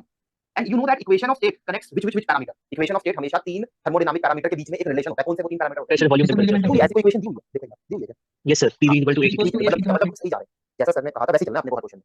Question बाद में सॉल्व करेंगे, तसल्ली से पेन डाउन करेंगे, ये हैबिट बनाओगे, ऐसे ही करोगे हर question solve notebook. Step 1, system. System कोई आर्बिट्री सिस्टम है, फिर उसकी इक्वेशन ऑफ स्टेट ढूंढोगे, गिवन है, क्या गिवन है? PV = AT cube। अच्छा क्या A डायमेंशनलेस हो सकता था? नहीं, क्योंकि अगर A डायमेंशनलेस हो जाएगा तो फिर PV तो जूल हो गया और राइट में केल्विन क्यूब हो गया। चलो एक ही कोई डायमेंशन है, चलो फिलहाल इतना सब नहीं सोचना, काम नहीं आएगा, बट मे बी कहीं यूजफुल हो जाए, ठीक है? Knowledge number 1। Step number 2, question से ढूंढ के निकालो what is the thermodynamic process through which your system is undergoing. Process क्या है? ध्यान बार-बार कोई हिंट दिया एग्जामिनर ने, एक्सपेंशन हो रहा है, कंप्रेशन हो रहा है, कुछ इनिशियल पॉइंट के बारे में बताया हो कि यहां से सिस्टम चालू कर रहा है, कोई फाइनल पॉइंट की नॉलेज दी हो कि यहां तक जा रहा है, प्रोसेस की कोई नॉलेज दी हुई हो, एक्सपेंशन है, कंप्रेशन है, प्रेशर कांस्टेंट है, क्या? देखो पढ़ते हैं। एक्सपेंशन टू वर्क डन करना है if it's temperature changes from this to this. हमारा इनिशियल और फाइनल पॉइंट की नॉलेज दी है। इनिशियली टेंपरेचर कितना गिवन है? T1, फाइनली T2, और T1 से T2 जाते हुए क्या बोल रखा है, क्या कांस्टेंट रख रहे हैं हम? At the rate pressure. Constant pressure, तो मतलब pressure is constant through out, तो इसलिए मैं उसको लेट से P0 से डिनोट कर देता हूं, ठीक? तो प्रोसेस की नॉलेज मुझे मिल गई। इज इट अंडरगोइंग एक्सपेंशन या कंप्रेशन? अब ये थोड़ा सा हम लोग डिस्कस कर लेते हैं, एक्सपेंशन है या कंप्रेशन? T1 से T2 टेंपरेचर चेंज हुआ है, बट ये नहीं बोला कि T1 बड़ा T2 छोटा, बोला नहीं बोला। तो we won't be able to जज कि ये प्रोसेस एक्सपेंशन है या कंप्रेशन है, we won't be able to जज, राइट? क्योंकि अगर मान लो ऐसा बोला होता कि T1 is greater then T2, तो क्या क्या बोलते हैं आप, एक्सपेंड हो रहा है या कंप्रेस हो रहा है? मान लो बता दिया होता कि T1 temperature is greater then T2, तो कुछ कंक्लूड कर पाते? कंप्रेशन। Compression हो रहा है. हाँ, मतलब मैं तो कंक्लूड कर रहा हूं यार, अगर टेंपरेचर घट रहा है तो इक्वेशन बनने राइट हैंड साइड घट रही है, तो लेफ्ट हैंड साइड भी घटनी चाहिए। लेफ्ट हैंड साइड में PV का प्रोडक्ट है, प्रेशर कांस्टेंट है, तो इसका मतलब वॉल्यूम घट रहा है। So if T1 is greater than T2, so this process is expansion, compression, and if T1 is lesser than T2, then this process is expansion. Expansion. however अभी फिलहाल I don't think इतना deep understanding अपने को required. Coming back to the question, step 1 system identify कर लिया, step 2 process identify कर लिया। Now next, अब जो करना है वो निकालना स्टार्ट करते हैं। अपने को क्या निकालना है, work done by the system या work done on the system? By the system. We are lucky कि यहां एग्जामिनर ने क्लियर लिख दिया। प्रॉब्लम वहां फंसती कि अगर मैं work done by the material ये 3 वर्ड हटा देता, तब भी बाय डिफॉल्ट क्या निकालना होता अपने को? Work done. Bye the system. कौन सा फॉर्मूला यूज करोगे आप लोग? Integral PDV. इंटीग्रल पीडीवी, सही है, इंटीग्रल पीडीवी। कहां से कहां जा रहे हैं हम लोग? V1 इनिशियल पॉइंट से final point, initial volume given है अपने को, सर अज्यूम कर लेंगे कि T1 पे V1 होगी। ठीक है? तो चलो अब देखो, इसको करने के ना कई तरीके हैं। मेथड नंबर 1, आप लोग जैसा मुझे गाइड करोगे वैसा लिखता जाऊं कि मेरे स्टूडेंट ने इस क्वेश्चन को कैसे सॉल्व करना चाहा। वर्क डन निकालना है, इंटीग्रल पीडीवी यूज कर लेंगे, वॉल्यूम गिवन नहीं है, अज्यूम कर लेगी कि V1 और V2 है। आगे बता दो। P कांस्टेंट है तो P कांस्टेंट है तो मान लो P P0 है, तो P0 बाहर आ गया, इंटीग्रेट किया तो V2 - V1। आगे नेक्स्ट सर जो हमें state equation of state given है उससे हम v1 उसको हम यूज कर लेंगे और वहां से हम कंक्लूड कर सकते हैं कि p0 गुना में v2 और p0 गुना में v1 यूज इक्वेशन 1 आपको पता लग जाएगा कि p0 इनटू में volume at point 2 it will be equal to a into में टेंपरेचर एट पॉइंट 2 का cube minus a at temperature 1 का cube so therefore your answer will be option B. B this is method 1 what can be another method जरूरी नहीं है ना हर एक बच्चे को यही क्लिक कराओ मेथड 2 कोई तो डिस्कस करे कि सर मैंने तो ऐसे करना स्टार्ट किया सर मैंने इक्वेशन 1 को इंटीग्रेट किया कि PDP plus BDP equal to 3 integrate नहीं डिफरेंशिएट किया देखो Yes, yes. बहुत इंटरेस्टिंग बता रहा है ठीक है ध्रुव ज्योति मंडल मंडल बोलते हैं मंडल बोलते हैं जो भी you are from Mumbai right नहीं सर वेस्ट बंगाल बॉम्बे से हो आप वेस्ट बंगाल सर वेस्ट बंगाल ओके ठीक है यार वेस्ट बंगाल वाले हमको रैंक ला के देते हैं तो मेरी आपसे उम्मीद है ठीक है कि आप मुझे रैंक ला के दोगे चलो ठीक है तो आप ही का एक क्लासमेट कह रहा है कि मैं तो ऐसे चलूंगा इक्वेशन 1 को ना मैं डिफरेंशिएट कर दूंगा ध्यान से देखना ये मेथड भी बहुत बार काम आएगा आपके रीराइटिंग इक्वेशन 1 इन डिफरेंशियल फॉर्म बताओ स्टूडेंट्स यहाँ पे आपको कितने वेरिएबल्स दिखाई पड़ रहे हैं इस इक्वेशन में कितने पैरामीटर्स दिखाई पड़ रहे हैं कितने वेरिएबल्स दिखाई पड़ रहे हैं 3 प्रेशर वॉल्यूम टेंपरेचर तो डिफरेंशियल फॉर्म में कैसे लिखोगे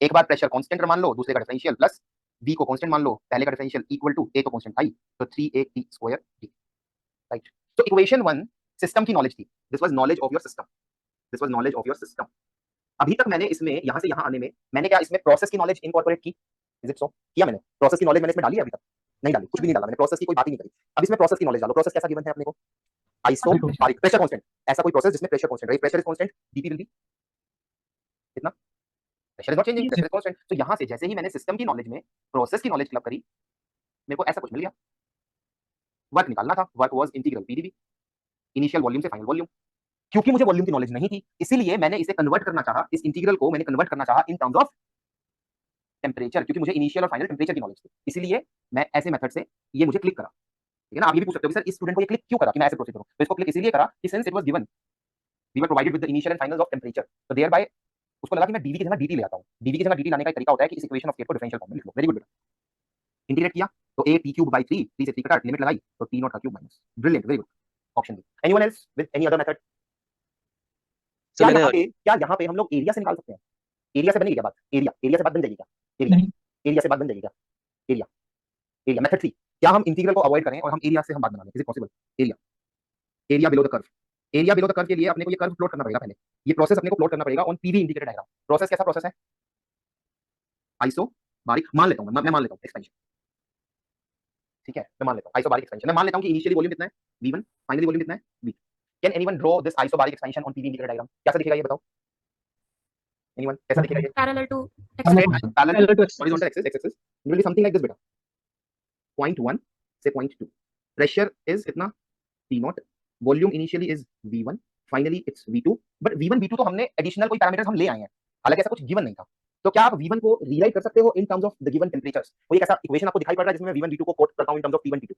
मुझे तो दिख रहा है जल्दी बताओ हां तो बताओ ना सर v1 इज कितना 81 by p just a second let me pause here for a second अब बात समझ पा रहे हो कि फिलहाल साहिल सर कर क्या रहे हैं ये क्वेश्चन नंबर 18 मैं चाहता तो कितनी मिनट में कवर हो सकता 1 minute 1 minute 2 minute 3 minute however मैं किस मतलब क्या साइकोलॉजी से चल रहा हूं देखो स्टेप 1 स्टेप 2 ये स्टेप्स कॉमन रहेंगे हर क्वेश्चन में उसके बाद instead of communicating my thinking I am forcing you guys to think that is why I am asking you guys कि भैया तुम कैसे सोच रहे हो उसके बाद why I am taking these many pauses कि v1 कितना है v2 कितना है सीधा क्यों नहीं लिख रहा राइट ताकि तुम्हारे दिमाग चलना स्टार्ट हो ये इसको बोलते हैं रिवर्स मेथड ठीक है आता सबको है अगर 10 टीचर्स हैं 10 के 10 को थर्मल फिजिक्स आता होगा difference lies in the following fact कि कौन अपनी बात को करेक्ट तरीके से कम्युनिकेट कर पा रहा है और कौन 2 घंटे के सेशन के बाद सिखा के निकल रहा है सिखा के पढ़ा के नहीं सिखा के सो दैट इज व्हाई निवेदन है आप लोगों से मतलब एक्टिव हो गया एक्टिव अनम्यूट करो एक्टिव हो गया जल्दी बताओ v1 in terms of t1 क्या होगा it will B a1 cube by p0 t0 right and it will B a t2 cube minus t0 area से तो निकल रहा है एरिया बिलो द कर्व कितना p0 into हां ये वाली लेंथ इनटू ये वाली v2 minus और into v2 minus v1 time बचाते हैं v2 इज 10 एंड v1 ये तो आ गया सही है इसका मतलब तो 3 मेथड तो हो गए सही है वेरी गुड नोट करो इसको स्टार्ट विद क्वेश्चन 19 देखते हैं कौन कर पाता है 19 सर हम लोग मेथड 3 में कैसे पता चला स्ट्रेट लाइन ही होगा आइसोबारिक है ना प्रेशर इज कांस्टेंट बोल रखा है ना pressure is constant throughout the process y is constant y equal to y not कैसे ड्रॉ करते हैं हम straight line parallel to horizontal axis yes sir done sir sir 19 करो 19 एक बच्चे का हो गया बाकी लोग भी करो फटाफट करो बिल्कुल ऐसे चलना है ठीक है ये मत सोचना यार सर क्या करा रहे हैं हमें तो 2 मिनट में कवर करना है कर लेंगे भैया पहले करेक्ट मेथड सीखो स्टेप 1 ऐसे लिखो क्वेश्चन को पढ़ो सिस्टम निकालो क्या सिस्टम है स्टेप 2 प्रोसेस देखो क्या प्रोसेस गिवन है फिर करो एक मेथड से हो गया जिसका एक मेथड से हो गया वो सोचे कि यार ऐसे नहीं करना कोई और मेथड से करके दिखाता हूं situation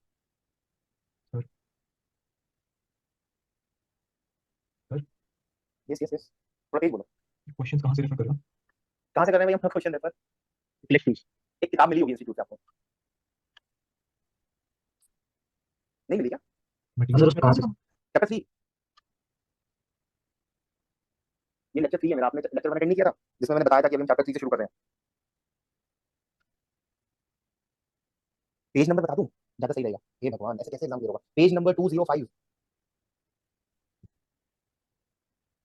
chapter number 3, question number 19 try करना है अपने को।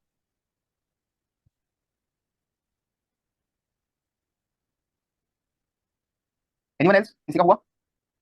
करो यार फटाफट।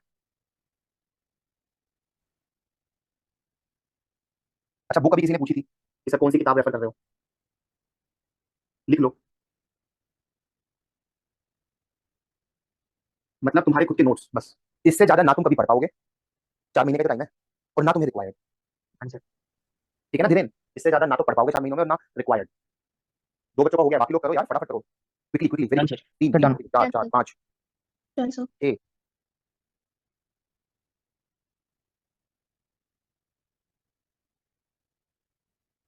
सर 205 पेज नंबर पे नहीं है क्वेश्चन जो मटेरियल मिला है। नहीं है क्या? नहीं सर, अच्छा 205 में ही है। हाँ काइनेटिक थ्योरी ऑफ 205 पे है यार, समाधान 205 पे है, ऐसे मत बोल, 205 पे है। मैं क्यों बोलूं?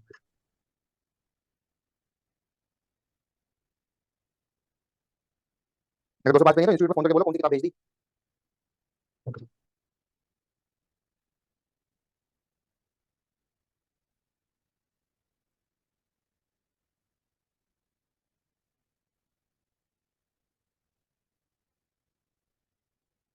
तो होमवर्क लिख देता हूँ मैं यहाँ पे,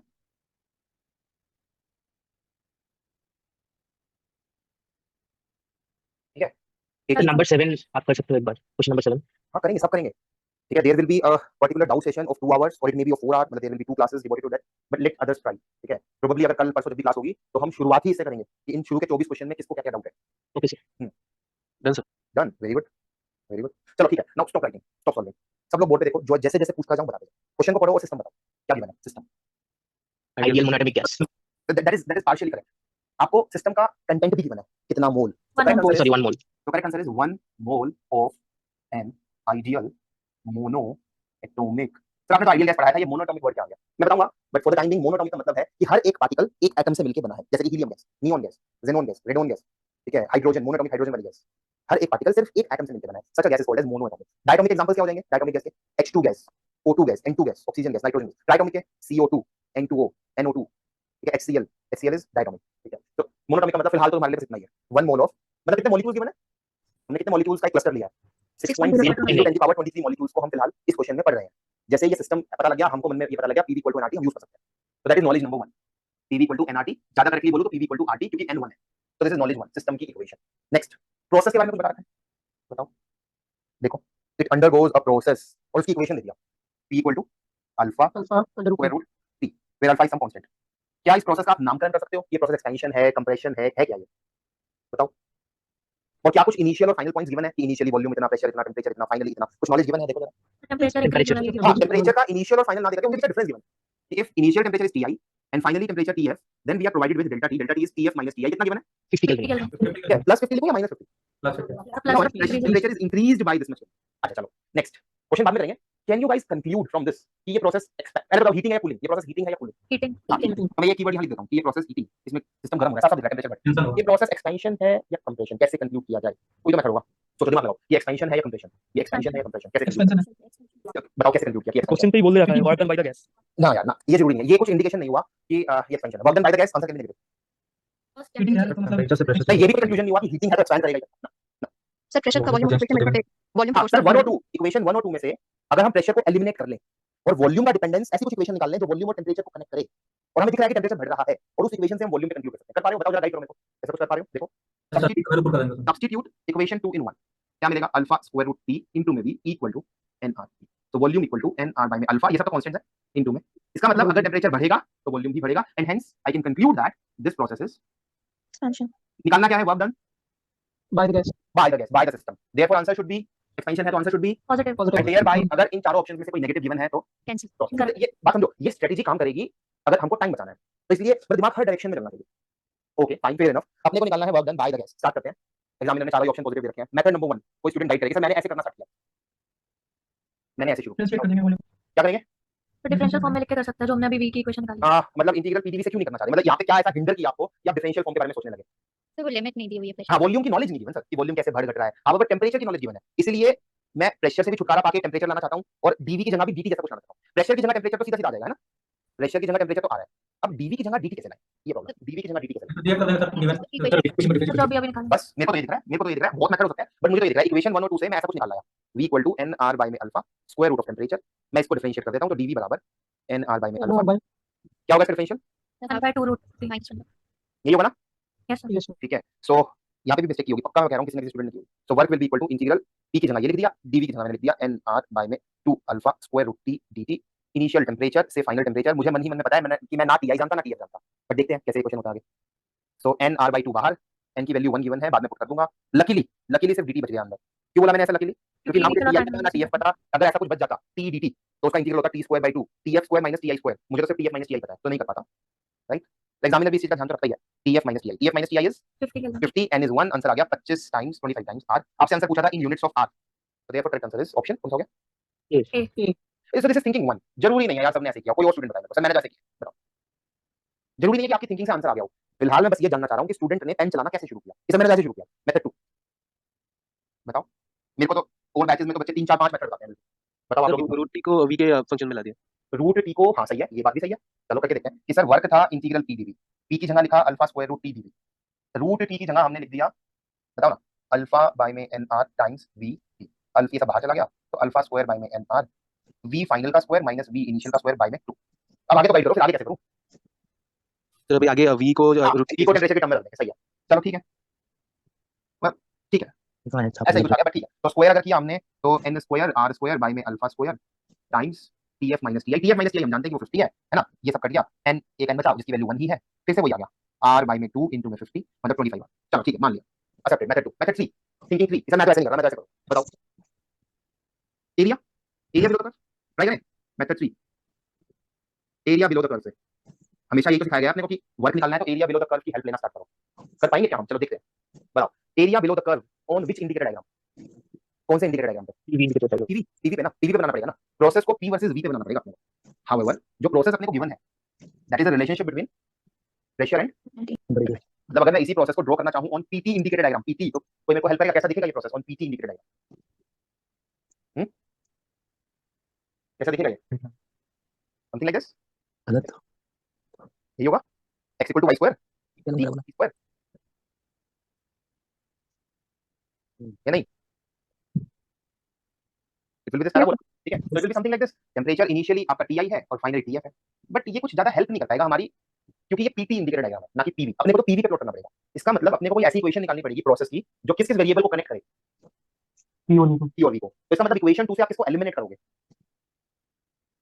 इक्वेशन 2 जो कि प्रोसेस की इक्वेशन है इसको एलिमिनेट करना चाहोगे, कैसे करोगे, you will take help of system की इक्वेशन, तो करो चलो क्या आएगा बताओ, p equal to alpha square root of t can be replaced by, देखो यहां पे कुछ होगा क्या, alpha square by n r times v, ऐसे कुछ आएगा, देखो अल्फा स्क्वायर रूट t की जगह मैं रख देता हूं अल्फा v बाय में n r, ऐसे कुछ आएगा क्या, देख लो ये इक्वेशन सही निकाली ना मैंने, यही है ना, p और v, ठीक है, एंड इसको प्लॉट कर सकते हो ना पीवी इंडिकेटर डायग्राम पे, इजी है, क्या होगा straight line, straight line passing through origin having some slope, ऐसे कुछ होगा ये, सही है, इनिशियल वॉल्यूम से फाइनल वॉल्यूम, तो इसके एरिया बिलो द कर्व, अच्छा मैंने इसको एरो को ऐसे क्यों बनाया, क्योंकि मैं पहले तसल्ली से आइडेंटिफाई कर चुका था कि प्रोसेस दैट इज राइट, ठीक है, सो v1 से v2 कितना होगा ये एरिया, ये मान लो ये p1 है, ये मान लो ये p2 है, so what will be this area, निकालो फटाफट, it will be equal to half into में p1 प्लस p2 इनटू में v2 माइनस, कुछ कर पा रहे हो इसके आगे या थोड़ा कॉम्प्लेक्स हो जा रहा है, आने को हो सकता है आ जाए आंसर, बट मुझे ऐसा लग रहा है कि this is leading us to a very tedious very lengthy path, yes और नो, क्या आ रहा है, जल्दी आ रहा है कैसे, टाइम लगेगा, आ जाएगा, कैसे आएगा, p1 की जगह लिख दोगे alpha square root t1, p2 की जगह लिख दोगे alpha square root t2, v2 minus v1 की जगह फिर से स्क्वायर रूट की टर्म से, पता नहीं शायद आए या ना आए, आई डोंट नो, आ जाएगा, मतलब थोड़ा सा आपको टीडियस स्टेप्स करने पड़ेंगे, तो इससे कंक्लूड तो हम ये कर पा रहे हैं कि जरूरी नहीं है कि एरिया वाला हमेशा हमारे लिए एक वरदान साबित हो, तो सिचुएशन के according we need to decide कि किस मेथड से हम क्विकली निकाल पाएंगे, अश्विनी, हाँ ओके फाइन, चलो चलें आगे, देखें next topic, yes sir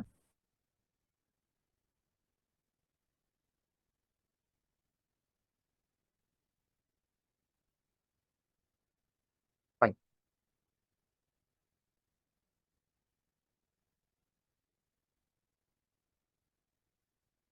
internal energy देख लिया आपने ने, अब वर्क देख लिया, now let us focus on the third important parameter which is heat, and then let us see a connection between them, that is the first law of thermodynamics, so that tonight you can try till question number 24, मतलब ऐसा कुछ 24 तक की जरूरी नहीं है, आप चाहो तो 30 तक भी कर सकते हो ट्राई, बट एटलीस्ट 24 तक तो सब लोग सिंक्रोनाइज हो जाए।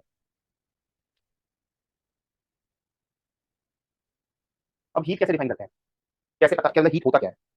जैसे मान लो मैंने अभी सिंस आई एम वर्किंग, सो मेरी बॉडी थोड़ी चार्ज अप है, थोड़ी हीटेड अप है, मैंने फिलहाल इस बोर्ड को टच किया और मुझे ये ठंडा महसूस हुआ, मैंने इसको सेंस किया और मुझे ठंडा सेंस हुआ। ऐसा क्यों हो पाया? क्योंकि क्योंकि बॉडी एनर्जी फ्लो कर गई मेरे पाम और इसमें मेरे हथेली में और बोर्ड के बीच में एनर्जी का फ्लो हो गया। So that energy which flows between two systems from a system to another system by virtue of, क्यों फ्लो करी यहाँ से यहाँ क्यों फ्लो करी, मेरे हाथ से कोई एनर्जी फ्लो कर गई इस बोर्ड में, क्योंकि सिस्टम 1 का टेंपरेचर डिफरेंट था system 2। So any energy which flows between any two systems by the virtue of difference in temperature, ठीक है, that energy is called as, right, that energy is called as heat. चाहो तो लिख लो energy in flow by virtue of temperature difference, energy in flow by virtue of temperature.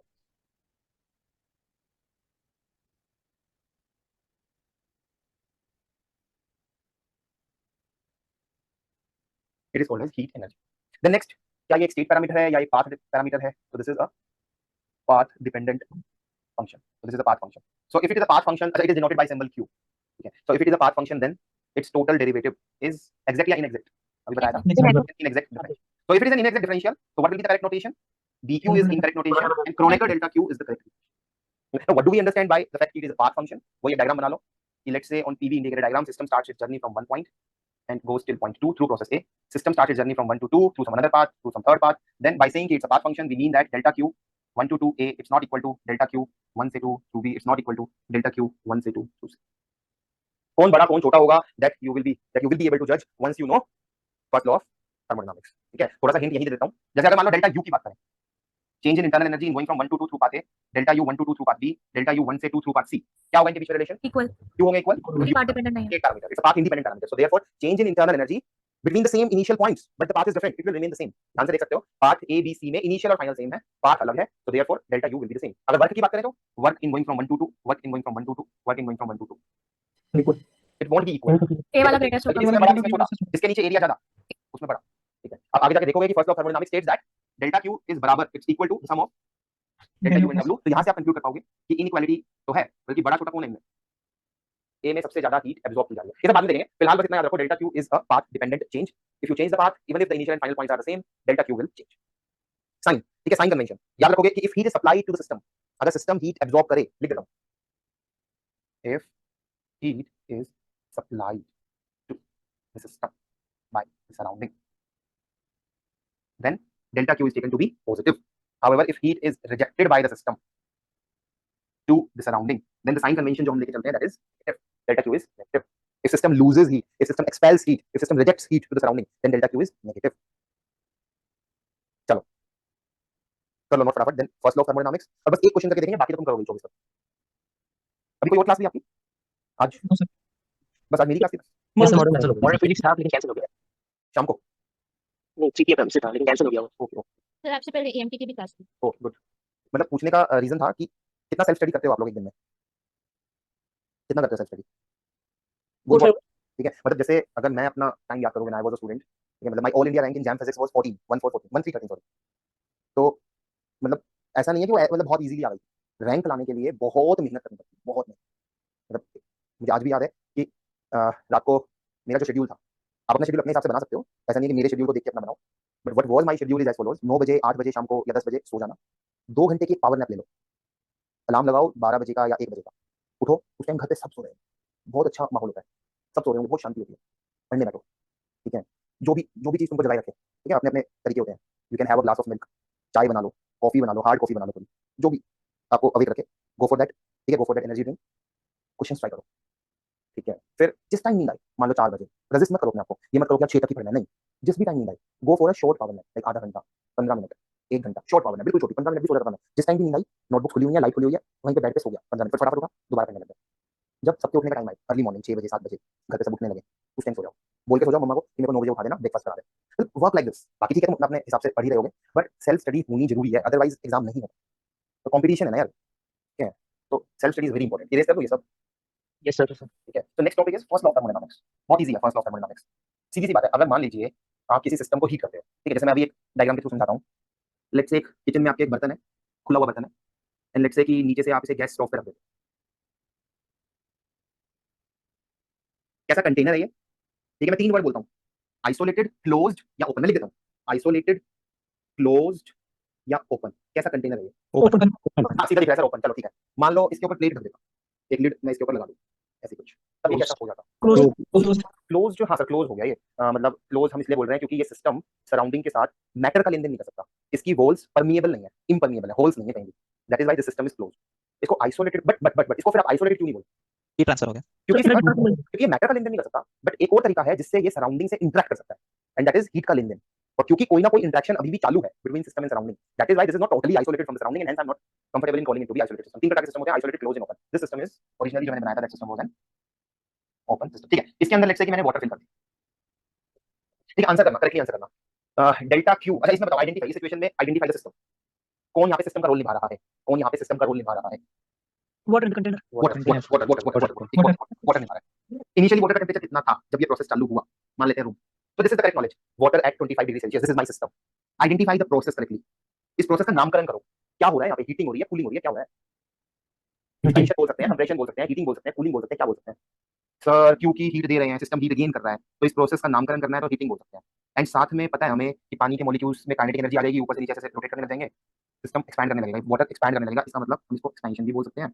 साथ में जैसे जैसे इसका टेंपरेचर 25 से 26, 27, 28, 29, जैसे टेंपरेचर धीरे धीरे बढ़ेगा, टेंपरेचर तो बढ़ रहा है प्रोसेस के दौरान, सिस्टम का टेंपरेचर तो बढ़ रहा है, वॉल्यूम भी बढ़ रहा है, बट ऊपर से लगने वाला प्रेशर, क्योंकि ये खुला बर्तन है, वो हमेशा थ्रू आउट द प्रोसेस, वो प्रेशर हमेशा ही कितना है?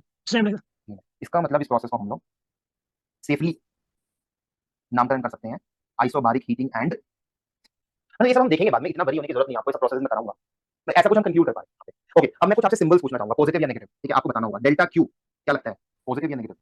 पॉजिटिव और आपने डेल्टा क्यू तो पूछ लिया, बट आपने ये नहीं पूछा डेल्टा क्यू किसके लिए पूछ रहे हो, सिस्टम के लिए या सराउंडिंग के लिए? क्योंकि अगर आप देखो तो delta Q for system is positive, delta Q for surrounding, यहाँ पे सराउंडिंग का रोल कौन निभा रहा है? सराउंडिंग का रोल कौन निभा रहा है यहाँ पे? गैस स्टोव, गैस स्टोव, ठीक है? तो delta Q for surrounding is negative. But मैंने आपसे सिर्फ डेल्टा क्यू पूछा था, तो बाय डिफॉल्ट एग्जामिनर ने कुछ स्पेसिफाई नहीं किया सिस्टम या सराउंडिंग, तो बाय डिफॉल्ट डेल्टा क्यू पूछा है, तो किसकी बात कर रहा होगा? सिस्टम की सिस्टम की, तो इसलिए डेल्टा क्यू इज पॉजिटिव। सही है। सिस्टम एक्सपैंड कर रहा है, कॉन्ट्रैक्ट बताओ यार, एक्सपैंड कर रहा है, इसका मतलब एयर किसको पुश कर रहा होगा? ये वाटर मॉलिक्यूल्स बाहर के सराउंडिंग के एयर मॉलिक्यूल्स को पुश कर रहे होंगे, इसका मतलब कौन किस पे काम, तो मतलब वर्क पूछूं आपसे, फिर से मैं कहूं वर्क पॉजिटिव या नेगेटिव, तो क्या आप मुझसे बैक में पूछोगे sir work done by surrounding पूछ रहे हो या वर्क डन बाय सिस्टम पूछ रहे हो? नहीं पूछना चाहिए आपको, क्योंकि मैंने आपको बता दिया work done by default it is work done by the system. Sign will be positive. Positive. ठीक है। अच्छा ठीक है, what will be delta U? System की इंटरनल एनर्जी, सिस्टम की खुद की एनर्जी बढ़ेगी या घटेगी? सिस्टम की खुद की एनर्जी बढ़ेगी या घटेगी? इंक्रीज होगी, ठीक है, इंक्रीज होगी सर। कैसे कैसे कंक्लूड कर पा रहे हो? इंटरनल एनर्जी कितने पैरामीटर्स पे डिपेंड करती है? तीन बेसिक पैरामीटर्स बताए थे, पीवीटी। वॉल्यूम होता है, U depends on any two out of these three, any two out of these. So U depends on let's say volume and temperature. Volume. It's a function of volume and temperature, and volume and temperature both are increasing here. तो हाँ ठीक है, मान सकते हैं कि delta U positive होना चाहिए, बाकी श्योरिटी से पता नहीं बोल पाऊंगा। एक और थिंकिंग ये हो सकती है कि U depends on VMT, तो DU में दो टर्म आ जाती है, क्या जाती है बोलते हैं? If U is a function of VMT, DU is del U by del T at constant VTT plus del U by del V at constant TD, है ना? U depends on VMT, तो DU will be DT भी positive, ये भी positive, हाँ लग रहा है, चलो अभी के लिए तो लग रहा है कि बाकी होगा या नहीं होगा उसे बाद में देखेंगे, अभी फिलहाल जितनी नॉलेज है उसको देख के तो ऐसे ही कंक्लूड कर पा रहे हैं। क्या कंक्लूड कर पा रहे हैं? सराउंडिंग ने सिस्टम को हीट दी, सराउंडिंग ने सिस्टम को कोई पॉजिटिव हीट दी, उसके रिस्पॉन्स में सिस्टम ने अपनी इंटरनल एनर्जी बढ़ाई, साथ में कुछ ना कुछ पॉजिटिव वर्क किया ऑन द सराउंडिंग। इसी ऑब्जर्वेशन को हम बोलते हैं फर्स्ट लॉ। ठीक है, तो फर्स्ट लॉ ऑफ थर्मोडायनामिक्स में लिख देता हूं, स्टेटमेंट लिख देता हूं। First law of thermodynamics states that if let's say कि dq, ठीक है, if dq is the amount of heat supplied, if dq is the amount of heat supplied by the system to the surrounding, then इसके response में system क्या क्या करेगा? Then this supplied heat is utilized by the system in two things: in increasing its own internal energy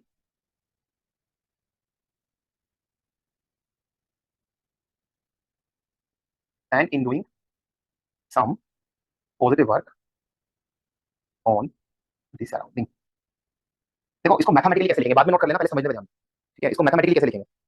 अगर कुछ heat हम system को देते हैं तो इसके रिस्पॉन्स में सिस्टम अपनी इंटरनल एनर्जी बढ़ाएगा प्लस कुछ वर्क करेगा ऑन द सर। आप चाहो तो इसको रीराइट कर सकते हो, बहुत सारे फॉर्म है, कैसे रीराइट करें इसको? डीयू को आप डीडब्ल्यू को कैसे लिख सकते हो? ठीक है, so this is your first law of thermodynamics. Quickly note करो, मेरे को 10 मिनट और लगेगी, कोई क्लास तो नहीं, क्लास तो तुमने मना ही कर दिया। ठीक है, क्विकली नोट करो। सर स्टार्टिंग लाइन आपने लिखी है del q is the amount of heat supplied by the system to the surrounding. Sorry very good यार।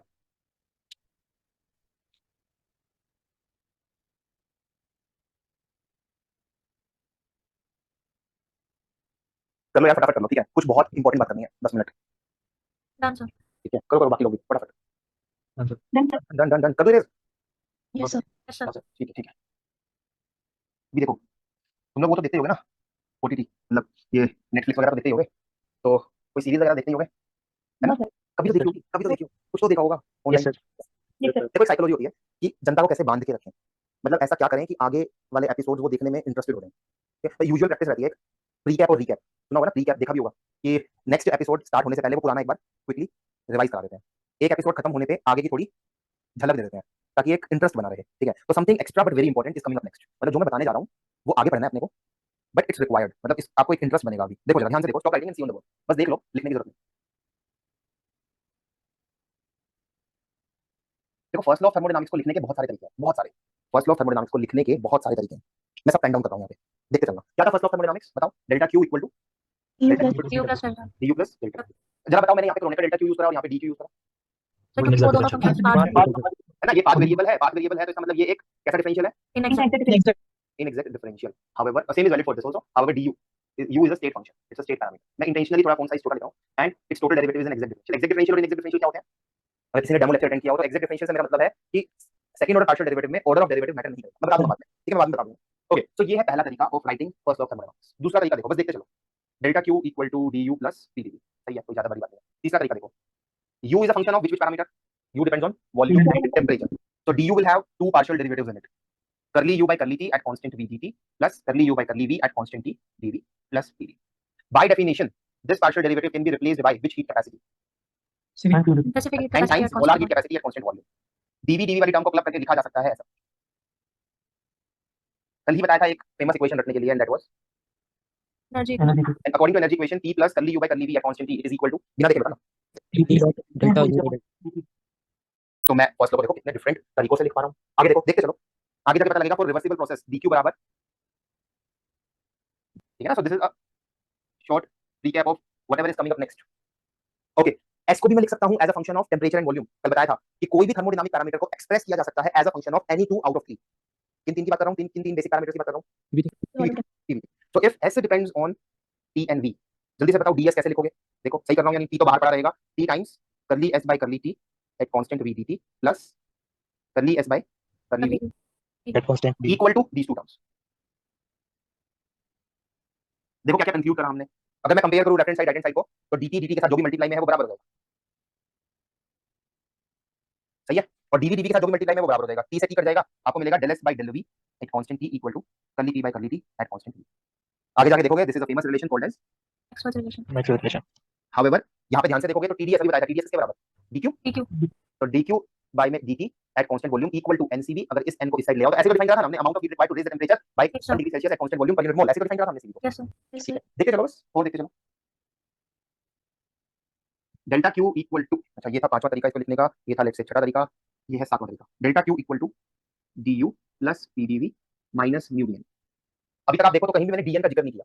डी एन क्या है? This is D N denotes the number of particles that have left the system, कितने particles system से निकल के चले गए,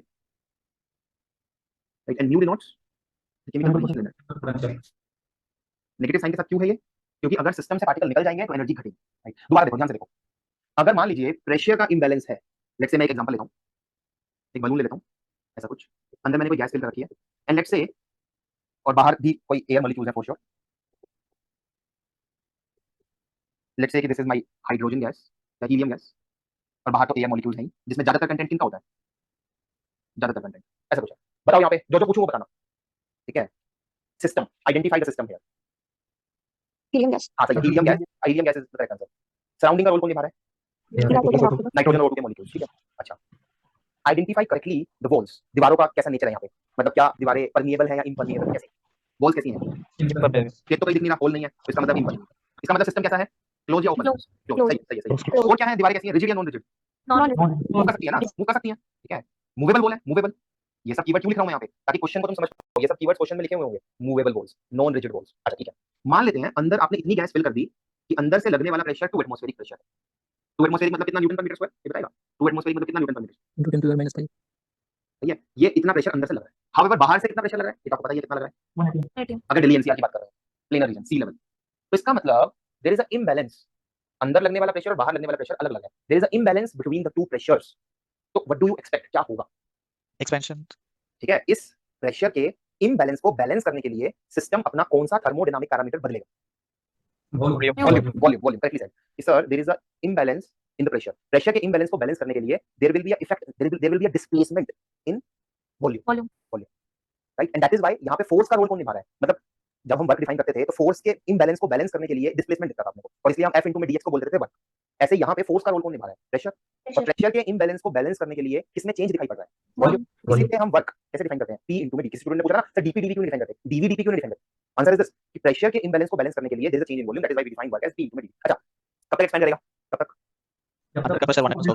जब तक अंदर का प्रेशर घट के सेम ना हो जाए एज दैट ऑफ बाहर का प्रेशर, तब तक ये सिस्टम एक्सपेंड करेगा. सही है, सही है. इसीलिए अपने को ऐसा कुछ टर्म यहाँ दिखाई पड़ा. Fair enough, fair. अब एक और सिचुएशन सोचो. ठीक है, लेट्स से कि ये आपका पूजा घर है. मंदिर होता है ना घर में. ठीक है, छोटा सा ही है, यूजुअली कम ही एरिया देते हैं मंदिर को. एंड लेट्स से ये मंदिर पूजा घर आपका एक ड्राइंग रूम में, एक हॉल में है, जिसमें से एक छोटा सा पोर्शन आपने मंदिर का बना. ये वॉल्स है, ठीक है, आप ऊपर से देख रहे हो. ठीक है, so this is your, you can say big room और you can say hall, and this is your छोटा सा स्टोर. Fair enough. अभी दरवाजा बंद है, डोर इज क्लोज. ओके, जो एयर मॉलिक्यूल्स यहाँ होंगे वो लेट्स से वो ब्लू कलर के हैं. अब हम क्या करते हैं, आप अंदर पूजा कर रहे हो या मम्मी आपकी पूजा कर रही है यहाँ पे और अगरबत्ती जला दी, तो अंदर ज्यादातर कंटेंट उन एयर मॉलिक्यूल्स का हो गया जिनका कोई एक फ्रेग्रेंस है. ठीक है, सो अंदर रेड मॉलिक्यूल्स हो गए हैं. साथ में ऑब्वियसली एयर मॉलिक्यूल्स जो ओरिजिनली थे वो भी हैं, O2 और N2 के वो भी हैं. बट अभी क्योंकि दरवाजा क्लोज है तो बाहर अगर आप स्मेल करोगे तो कोई ऐसा कोई फ्रेग्रेंस आपको नहीं, ऐसा कुछ आइडेंटिफाई कर पाओगे, अज्यूमिंग कि परफेक्टली सब कुछ क्लोज है, अज्यूमिंग कि दरवाजों के नीचे से कुछ लीक नहीं कर रहा, assuming all those perfect. Okay fine. Now दरवाजा मैं खोल देता हूँ. What do you guys expect कि क्या होगा? थर्मोडायनामिक्स के टर्म पे बात करेंगे हम, थर्मोडायनामिक्स के टर्म पे बात करेंगे हम. ठीक है, क्या होगा? What do you guys expect, क्या होगा? दोनों के ऑर्डिनेट डिस्ट्रीब्यूट होंगे. नहीं आदित्य क्लियर नहीं है आवाज, दब रही है आपकी आवाज. दोनों के आपस में ऑर्डिनेट डिस्ट्रीब्यूट होंगे. हाँ, मॉलिक्यूल्स एक्सचेंज होना स्टार्ट हो जाएंगे. ठीक है, between system 1 and system 2. System 1 is air molecules inside the store and system 2 is air molecules inside the hole. ठीक है, मॉलिक्यूल्स एक्सचेंज होना स्टार्ट हो जाएंगे. ओके, मतलब सिस्टम 1 से सिस्टम 2 में भी मॉलिक्यूल्स जाएंगे. मैं 1 और 2 का नामकरण करता हूं. Let me call it to be 1, let me call this to be 1 2. System 1 से मॉलिक्यूल 2 में भी जाएंगे और 2 से भी 1 में आएंगे. बट इफेक्टिव फ्लो कहां से कहां होगा, क्या लगता है आपको? इफेक्टिव फ्लो क्या लक्षिता ने बोला सर, मेरे पास लगता है ज्यादातर तादाद मॉलिक्यूल्स की 1 से 2 में जाएगी. इफेक्टिव फ्लो 1 से 2 में होगा. माय क्वेश्चन इज क्यों, रीजन इज क्यों, आंसर दो कि ऐसा क्यों लगा आपको, क्यों होगा ऐसा? वन में जो कंसंट्रेशन है मॉलिक्यूल्स की वो ज्यादा है. देखो इससे पहले मैं प्रीवियस केस पे चलता हूं. ये एक्सपेंशन ही क्यों हुआ था? क्यों हुआ था एक्सपेंशन? कंप्रेशन भी हो सकता था. क्यों? अंदर का प्रेशर पास ज्यादा. क्योंकि सर अंदर से लगने वाला प्रेशर ज्यादा था, बाहर से लगने वाले प्रेशर. तो प्रेशर के इम्बैलेंस ने डिसाइड किया कि एक्सपैंड होगा या कॉन्ट्रैक्ट. तो अब ऐसे ही सोचो कि यहाँ पे किस में बदलाव आ रहा है? नंबर ऑफ मॉलिक्यूल्स में. किस में डिस्प्लेसमेंट आ रहा है? नंबर ऑफ मॉलिक्यूल्स में. राइट, इसका मतलब x का रोल F into में dx, फोर्स into में dx is work. F into में dx डिनोट्स वर्क. यहाँ इस केस में फोर्स का रोल निभा रहा था प्रेशर. प्रेशर के इम्बैलेंस को बैलेंस करने के लिए सिस्टम अपना वॉल्यूम में एक डिस्प्लेसमेंट ला रहा था. तो डिस्प्लेसमेंट का रोल निभा रहा था वॉल्यूम. ताकि P into में dv, इनकी यूनिट अगर निकालूं Newton per metre square into में मीटर क्यूब, तो मेरे को यूनिट मिल गई न्यूटन मीटर मतलब जूल मतलब वर्क. सही है. इस केस में कौन सी वो एंटिटी है जो फोर्स का रोल निभा रही है कि भाई इसमें इम्बैलेंस है, यहाँ पे कम है यहाँ ज्यादा है, इसलिए ऐसा कुछ फ्लो हो रहा है? कौन सी वो entity? And that entity is concentration. बोला था अभी, डेंसिटी, कंसंट्रेशन. साथ में केमिकल फॉर्मूला. अंदर तो कोई और केमिकल फॉर्मूला के मॉलिक्यूल्स हैं, बाहर कोई और केमिकल फॉर्मूला के मॉलिक्यूल्स हैं. तो केमिकल फॉर्मूला प्लस डेंसिटी, कितनी डेंस कहाँ है, कितनी कम डेंस कहाँ है, दोनों को मिलाकर के जो अपने को एक पैरामीटर मिलता है, that parameter is chemical. So if chemical potential energy of system 1 is mu1 and chemical potential energy of system 2 is mu2, तो किसका पोटेंशियल ज्यादा किसका कम? For sure One. mu1 is greater than. So effectively Lakshita, effectively particle का flow कहां से कहां होगा? From system 1 से. तो कब तक होगा? जब तक कौन किसके बराबर ना हो जाए. mu1 equals to मतलब mu1 घट के और mu2 बढ़ के कोई कॉमन mu तक ना पहुंच जाए. और कॉमन mu कब पहुंचेगा? जब ऐसी कुछ सिचुएशन आ जाएगी कि आप आंख बंद करके यहां से एक मुट्ठी पार्टिकल निकालो और आंख बंद करके सिस्टम 1 से एक मुट्ठी पार्टिकल निकालो और देखोगे कि दोनों बार जब भी आपने रैंडमली कुछ मॉलिक्यूल्स पिक किए, same number of blue and red molecules system 2 से आने चाहिए और same number of blue and red molecules system 1 से आने चाहिए. एंड उस पॉइंट को हम बोलेंगे कि system 1 and system 2 has attend which equilibrium? Chemical. जैसे कि ऊपर वाले केस में ये सिस्टम एक्सपैंड तब तक करेगा जब तक अंदर से लगने वाला प्रेशर घट के सेम ना हो जाए एज दैट ऑफ बाहर से लगने वाला प्रेशर. और जब ये हो जाएगा फाइनली हम कहेंगे my system has attend which equilibrium. Mechanical. तो दोबारा से अपने पॉइंट पे आते हैं. यहाँ पे फोर्स का रोल कौन निभा रहा है? मतलब किसके इम्बैलेंस के कारण मॉलिक्यूल्स का फ्लो हो रहा था? Chemical potential. और उसके इम्बैलेंस को बैलेंस करने के लिए किस थर्मोडायनामिक पैरामीटर में चेंज दिखा? Number of molecules. And hence mu into में d. Right? And that is why you are seeing some such kind of term here. तो अगर मान लीजिए सिस्टम क्लोज्ड है, जो कि 1000 में से 999 क्वेश्चन में होता है, मतलब ये कहना गलत नहीं होगा कि ऑलमोस्ट हर क्वेश्चन में सिस्टम क्लोज ही होता है. अगर सिस्टम क्लोज है तो dn कितना होगा? कितने पार्टिकल का लेन देन होगा सिस्टम सराउंडिंग में? 0. And that is why hardly आपको ऐसा कुछ यूज करने की जरूरत पड़ेगी. बहुत चांसेस है, 99% चांस है कि हम सिर्फ और सिर्फ इसी से अपना काम करें. However the correct form of first law of thermodynamics is this. एक बार फिर से देखो. कोई भी सिस्टम, लेट्स से यही सिस्टम ले लो, ये मान लो इसमें पानी भरा हुआ है, चलो इसमें भरा हुआ है, इसको ले लो। ये वाटर बाहर की सराउंडिंग से कैसे कैसे इंटरेक्ट कर सकता है, कौन कौन से तरीके हैं जिससे ये वाटर बाहर की सराउंडिंग से इंटरेक्ट कर सके। एक तो तरीका है हीट का लेन देन, यस और नो, है या नहीं? तो वो दिख रहा है अपने को, कहां दिख रहा है, वो इस इक्वेशन में कहां दिख रहा है, हीट का लेन देन हो सकता है। दूसरा तरीका है ये सराउंडिंग सिस्टम को पुश कर रहा है या सिस्टम मेरे हाथ को पुश कर रहा है, तो वो कहां दिख रहा है आपको, वर्क में। तीसरा तरीका क्या है, बाहर के एयर मॉलिक्यूल्स अंदर जा रहे हैं, अंदर के बाहर जा रहे हैं, वो कहां दिख रहा है। और इन तीनों के रिस्पॉन्स के अकॉर्डिंगली सिस्टम अपना अंदर का टेम्परेचर बढ़ा रहा है, घटा रहा है, अपनी पोटेंशियल एनर्जी बढ़ा रहा है, घटा रहा है, वो कहां दिख रही है, राइट। अच्छा चलो देखते हैं कितना समझे हो। मान लो ये दीवारें प्लास्टिक की ना बन के लोहे की बनी होती और ये दीवारें रिजिड होती, तो कौन सा फैक्टर कंट्रीब्यूट नहीं करता, PDB ठीक है। मान लो ये दीवारें परमिएबल ना होकर के इम्परमिएबल होती, मतलब ये सिस्टम ओपन सिस्टम ना होकर के क्लोज सिस्टम होता, तो कौन सा parameter, Newton Newton TN zero होता है, ये दिखता नहीं है। अच्छा मान लो ये प्लास्टिक की ना बन के मैं बाहर कॉटन की पेस्टिंग कर दूं, फिर एक बीच में वैक्यूम की लेयर, मतलब मिल्टन की बोतल ले आऊं, तो ये सिस्टम हो जाता है आइसोलेटेड सिस्टम। DU मतलब बात समझ रहे हो, सिचुएशन पे डिपेंड करेगा कि मैं अपने फर्स्ट लॉ ऑफ थर्मोडायनामिक्स को कैसे यूज कर रहा हूं। और देखो different different forms of writing first law of thermodynamics, अभी तो 7 तक पहुंचे हैं। और देखो पॉइंट नंबर 8, मान लो एग्जामिनर ने ये नॉलेज गिवन है कि system is n moles of an ideal gas, तो delta Q equal to du plus PdV को आप और कैसे लिख सकते हो। जैसे ही आप आइडियल गैस की नॉलेज इसमें क्लब करोगे, du को मैं ऐसे लिख पा रहा था दो टर्म्स में, जैसे ही आइडियल गैस पता लग जाएगा, बोलो रे, ये एनसीबी जीरो हो जाएगा, ये जीरो हो जाएगा, और मैं du को लिख पाऊंगा। सही है। यस सर अच्छा मैं PdV से छुटकारा पाना चाहता हूं, मैं ये dV की जगह ना dt लाना चाहता हूं। कोई तरीका अभी बताया था, अभी एक स्टूडेंट ने बताया था किसी क्वेश्चन को सॉल्व, dV की जगह मैं ideal gas equation of state को, मैं सिस्टम की इक्वेशन को डिफरेंशियल फॉर्म में लिख सकता हूं। बताओ ना जल्दी बताओ, डिफरेंशियल फॉर्म में बताओ, PdV प्लस VdV, तो PdV की जगह मैं लिख सकता हूं। बात समझ रहे हो ना, मैं अभी ये इतना सब आपको पहले ही क्यों बता दे रहा हूं, ताकि तुम लोग मेरे सब्जेक्ट से कनेक्ट कर पाओ फ्यूचर में। ये सब फ्यूचर की चीजें चल रही हैं जो हम डिटेल में पढ़ेंगे। देखो जरा जल्दी बताओ, जोड़ो इसको, क्या बन गया, NCVDT plus NRTP minus PDP मतलब एक्टिवली बैठो, नोट करने की जरूरत नहीं है, बस रिस्पांस दो। आगे जाके देखोगे इनको जोड़ेंगे अगर हम CV और R को, तो दिस विल बी, क्योंकि आइडियल गैस के लिए CP minus CV is R, तो ये दोनों जोड़ के ऐसा करोगे। अगर एग्जामिनर ने बोल दिया कि प्रोसेस इज आइसोबारिक, तो ऊपर वाली इक्वेशन, आइसोबारिक मतलब प्रेशर कांस्टेंट dP, तो ऊपर वाली इक्वेशन जाएगी एनसीपीडीटी तो देखो ना, there are different forms of writing the same first law of thermodynamics. मान लो एग्जामिनर ने बोला n moles of van der Waals gas, तो कैसे लिख पाओगे, बता दो यार, आपको इजी है। Delta Q equal to du plus PdV, du में दो टर्म NCVDT प्लस ये वाली टर्म, और कल ही निकाला था, ये होता है NCVDT plus an square by v square dV plus PdV। और भी आगे तो चेंज कर सकता हूं, p plus an square by v square को क्लब करके